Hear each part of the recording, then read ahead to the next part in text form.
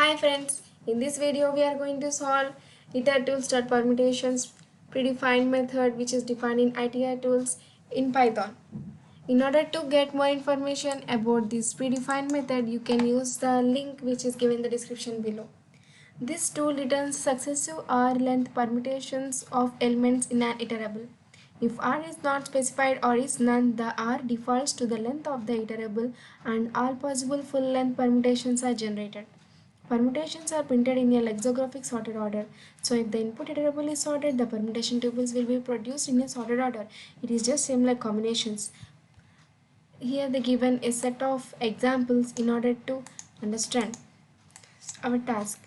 You are given a string S. Your task is to print all possible permutations of size k of the string in lexicographic sorted order. Input format. A single line containing the space separated string S and the integer value k. Constraints. The value of k varies from 0 to length of S, inclusive with length of S. The string contains only uppercase characters. Output format. Print the permutations of the string S on the separate lines. Sample input hack of 2. We need to print the permutations of the string hack with the number of values or characters is equal to 2. Sample output is given. Let's see how our code looks like. In order to print the permutations, we need to use permutations predefined method which is defined in iter tools. So we are importing the iter tools.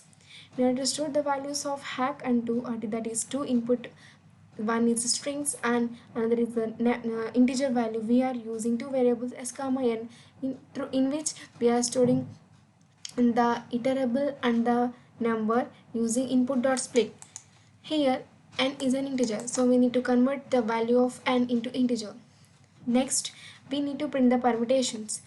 We are using just permutations predefined method and it takes two arguments s and n. So permutations of s comma n returns a non-object hexadecimal value which at that location in the memory the list of characters or the list of permutations are stored. In order to get this list, we need to pass that object into the list constructor.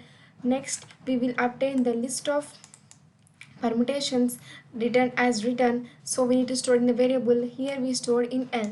Here the given if the input iterable is sorted, the output prints in sorted order.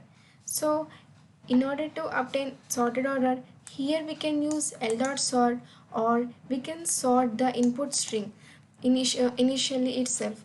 Just that's all we completed. We need to just print the values one by one. So we are using for I in L, S is equal to join of L, because if we didn't use this, we will get list of values. Just I want to show you, just commenting this and printing the value of 5. Just run our code in order to see if we see here we are getting tuples. Each and value is stored in the form of tuple.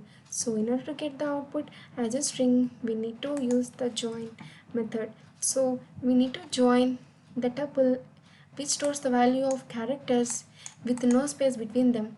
So we are using quotations with no space dot join of 5. Next we are printing the value of 5. Let's run our code. We got wrong answer. Just yes, we didn't change this value.